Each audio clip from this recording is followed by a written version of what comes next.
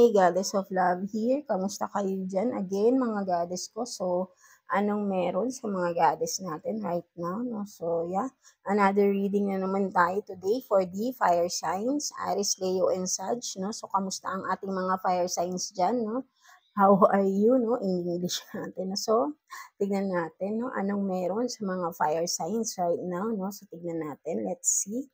Universe, no? Kamusta po ang ating mga fire signs? Aries, Leo, and Sag, please. Anong meron sa ating mga fire signs right now? Aries, Leo, and Sag, please. Universe, please. So, you have this healing, no? Yan, no? For some of you, fire signs, no? So, meron kayong healing, no? For some of you are in a healing process, no? Maybe may mga mabigat kayong pinagdaanan sa past, no? From the past, no? For some of you, yun nga, no? So, but then may also, no? For some of you, earth sign, fire signs na literal na you are healing because a loved one is lost, no? For some of you, kung makikita mo, may earn ka dito, no? Literal, no?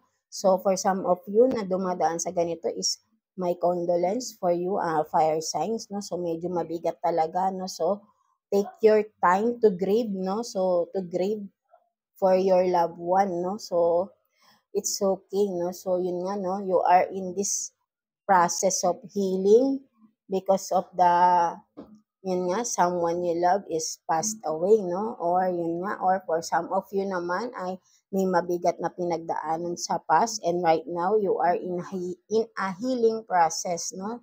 For some of you, fire signs, Aries, Leo, and Sag, no? So that's it, no? So tignan pa natin ano pang meron na sitwasyon para sa inyo mga fire signs, no? Aries, Leo, and Sag, no? So what else para sa ating mga fire signs, please, universe, regarding sa kanilang sitwasyon.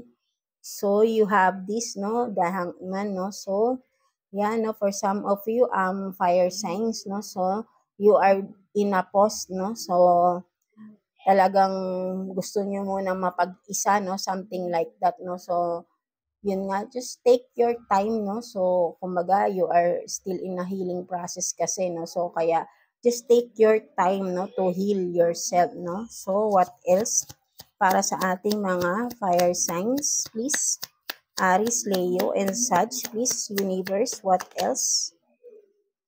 Diba, no, you have this 5 of Cups, no, so, very, very sad and lonely talaga ang mga fire signs right now, no, so, yun nga, dahil may mabigat talaga kayong pinagdaanan and also, no, for some of you, ito nga yung sinasabi ko kanina, may literal na someone you love is lost, no? Is passed away, no? For some of you, kung makikita mo, no? Kaya umiiyak ka dito, no? Fire sign, no? Because someone you love is passed away, no? So yun nga, no? Just take your time lang, fire sign, no? So, and then for some of you naman na dumaan sa, yun nga, sa matinding pagsubok is, yun nga rin, is take your time to heal, no? Natapos na rin naman eh. And then, yun nga, no? So, medyo mabigat talaga, no? Ang pinagdadaanan ng ating mga fire signs right now, no? So, yun nga, no? Mas nakikita ko rito is yun nga, merong nawala talaga na loved one, no? For some of you, fire signs, no? So, again, my condolence for you, fire signs, Aries, Leo, and Sag, no? So, ipagdasal mo lang palagi itong loved one mo who passed away, right? No? So, para maging peace na rin ang kanyang spirit, right? No? Ang kanyang soul. So, what else para sa ating mga fire signs? Aries, Leo, and Sag, please.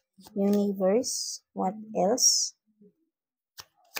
What else para sa ating mga fire signs? Aries, Leo, and Sag, please. What else? What else, please? Ano pang meron para sa ating mga fire signs, please? Universe, ano pa pong meron sa sitwasyon nila ng ating mga fire signs? What else? Para sa ating mga fire signs? So you have this Four of Wands, no? So for some of you, no, maybe parang ang mas nakikita ko dito with this Four of Wands, no? Maybe you need to go out with your friends, no? For some of you fire signs, no, na medyo mabigat ang pinagdadaanan, no, para ma-relieve naman ang inyong emotional stress, no? Emotional, because 'di ba mahirap talaga tong pinagdadaanan nyo right now. Maybe makakatulong kung you will go out with your friends, hang out with them. Maybe baka may mag-i-invite sa yung mga friends for some events, no? Maybe mag-a-attend. So go with them, no, kung ano man ito, no, so para makakatulong din to sa iyo, no, fire sign, to recover, no, for that loss, no. So again, what else para sa ating mga fire signs, Aries, Leo, Sag, please? What else para sa ating mga fire signs, Aries, Leo, and Sag, no? So ano to? You have this Eight of Cups, no, in reverse, no. So for some of you naman, no, meron dito meron ding magbabalik, no, for some of you fire sign, no. Yeah, kung sino man yung umalis sa buhay nyo before, no, maybe ang iyong partner. For some of you naman, maybe this one is another story naman, no. So merong magbabalik, no, someone who left you, no, sa past, no. Maybe your person, no, something like that, no. I don't know kung ano ito, no. Or maybe for some of you ay binabalikan mo yung past mo. You are reminiscing your past memories with your person, your loved one na who passed away, no, recently, no. So you are reminiscing the memories, no, with your person. Siguro mabigat din yung pinagdaanan ng siguro, I think this person, kung sino man kayo, fire sign, no, take what's resonate lang. Maybe this person who recently passed away is someone special for you, no. So for some of you, maybe this is your partner, no, your partner really, or siguro married pa kayo nito, no. Yun nga, kaya talagang napakabigat for you na mawala siya, no. So yeah, may mga ups and downs din kayo before, no, kasi kung makikita mo to, I think palagi rin kayo nagtatalo-talo before, but then ito suddenly biglaan, no, biglaang he or she passed away, no. So medyo mabigat talaga ito, no, fire sign for you, no. So you are reminiscing the past memories with your past loved one, no. So tignan pa natin what else para sa ating mga i-shuffle ko lang, no. So tikunin na lang natin yung isang ano bang magandang i-ano natin. So tignan natin, baka may message sa iyo yung person mo, no, na iniisip mo who passed away, no. So tignan natin, no, anong message niya sa iyo right now, fire sign, kasi iniisip mo siya, no. So nasasaktan ka, no, dahil talaga sa pagkawala niya. So tignan natin, baka may messages siya for you, fire signs, no. So tignan natin anong message ng iyong loved one who recently passed away, no. So yan, no, you have this, I want to marry you, no. So for some of you, baka engaged na kayo ng person na ito, or for some of you is you are married to this person, no, who recently passed away, fire sign, no. So tignan pa natin what else para sa ating mga fire signs, Aries, Leo, Sag, no. Tingnan natin what else, please, para sa ating fire sign, no. Tingnan natin, kukuha na lang tayo dito, medyo hindi maano yung kamay natin ngayon. So what else message, no. You've been through a lot din, no, a lot din sa relationship mo with that person, no. So nagkaroon din ng mga third parties before, no, kaya siguro ups and down din yung inyong relationship, no? That's why, no? So, maybe, naiisip mo rin 'to, no? Yung mga ginawa niya rin before na nakasakit sa'yo, fire sign, no? So what else, no? Or vice versa, no? Pwedeng ikaw rin 'to, no? Na nag-flirt, no? And then, parang nagsisisi ka na nagawa mo yun sa person mo. But then, of course, maybe, huli na yung lahat because that person you are thinking of is passed away na, no? So, again, I'm sorry, no? Again, my condolence for you, no? Condolences. Paano ba sabihin yun? No? So, sorry, uh, my condolence for you again. Sorry, fire sign, no, right? No, so again, no. So what else? Message, so medyo madami, no. Kasi medyo hindi siya talaga maayos yung aking hand ngayon. So may dalawang card na bumagsak, no. So you have this look for a sign as your angels, um, they will be guiding you, no? So, yan, no, fire sign, no? So, maybe, kasi nga iniisip mo yung tao na ito, no? Sinasabi ng angels mo, no? Look for the signs, no? Maybe there are signs na familiar sa iyo, no? Na kung makikita mo yung mga signs na yon, maybe ay makikita mo na you are still, kumbaga, that is the sign na from your person, no? Maybe meron din siyang gusto talagang ipakita sa'yo, no? Ang iyong person, no? Maybe, that's why sinasabi sa iyo ng angels is look for the signs, no? Maybe nagsisend din ng sign ng iyong person, no? Siguro kinakausap mo siya, tapos parang wala ka namang makitang sign, no? But then sinasabi ng iyong angels here na look for the sign. Maybe hindi mo lang nakikita, no? So, iga-guide ka nung sign na yan. Maybe there is a message, no? For some of you, fire signs, no?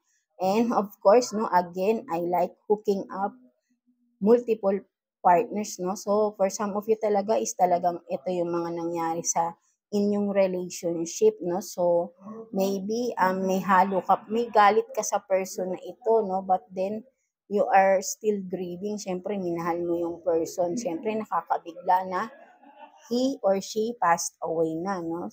Recently, or for some of you, maybe medyo matagal na rin, but then you are still reminiscing, no?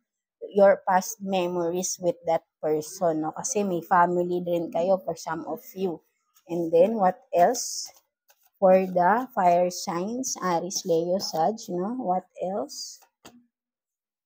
So, yun nga, no? It's your fault. I cheated on you, no? So, yun nga, no? Parang, maybe, vice versa talaga to, fire sign, na maybe ikaw din to, na nag-cheat dun sa person mo who passed away, no? So, medyo may mabigat din talaga, no? Parang nagsisisi ka na nakagawa ka rin ng kasalanan, no? Or vice versa to, nakasalanan, no? So, yun nga, no?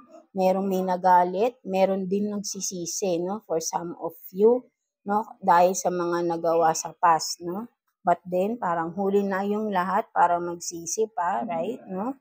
So, one more card for the fire sign regarding their person, no? So, tingnan pa natin. So, yan, no? Meron pa dito, send me a message, no? So, yun nga, no? Maybe you are waiting for a sign, a message from your person, no? Talagang parang may gusto ka malaman, bakit nangyari to, no? For some of you, fire sign, naguguluhan ka, bakit? Parang hindi mo matanggap din na nangyari ito, no? So, you are asking him or her, no? Your person to send you a message, no, for some of you, no. So sabi nga ng angels mo, look for the signs, no. So maybe you ask your angels, no, your angel guides, no, to send you some signs, no. Maybe you will find out the message from that signs, no, from that synchronicities, no, something like that, no. So, be aware sa iyong paligid. There are signs out there, no? Fire signs, no? Regarding with your person's message, no? So, yeah.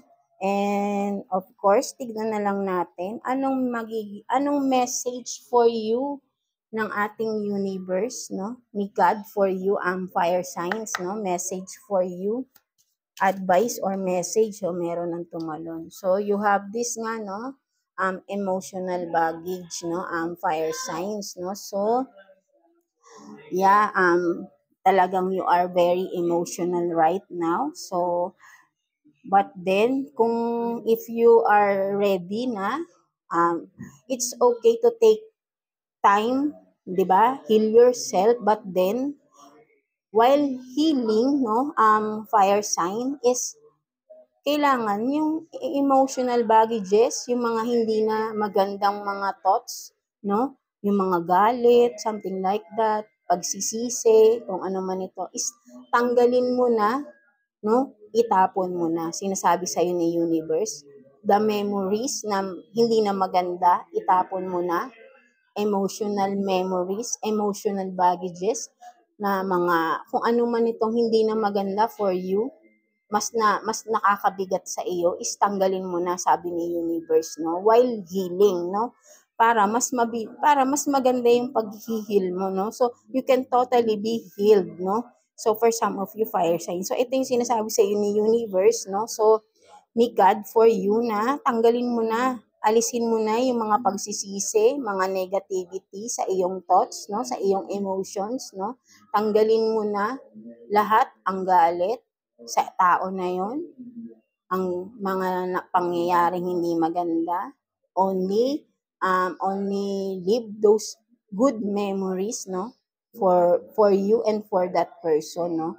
And those na hindi na talaga maganda, yung mga galit, kung may galit ka man dahil nga niloko ka niya before, no, so tanggalin mo na, no, so para din sa iyo yun, makagaan na rin, gumaan na rin ang iyong kalooban, right? No? Kung kailangan mo na rin siyang patawarin, patawarin mo na.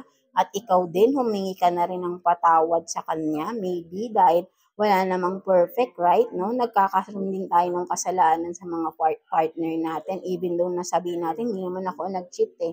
But then, there are some things, no? Some situation na alam natin sa sarili natin. Meron din tayo nagawang hindi tama, meron din tayong mga kasalanan, no? Meron din tayo talagang may mga pagkukulang. So, admit it and release, no? So, for some of you, fire sign, no? So, yeah, that's it for you, fire signs, no? So, I hope naka-resonate kayo with this reading, no? And, yeah, please like and subscribe sa ating channel, no? And, of course, no, sabi ni God sa iyo is, release all those emotional baggage of you, no? Fire sign, para tuloy-tuloy yung healing process mo, no? So, it's for your own good rin naman, no? Para totally makarecover ka na din with that grieving, no? So, yeah, always pray lang and keep your strong faith kay God, hindi ka niya pababayaan. Lagi mo lang siyang tawagin and He will be there for you always, no? So, yeah, that's it for you, fire signs, no? So, thank you for watching, fire signs.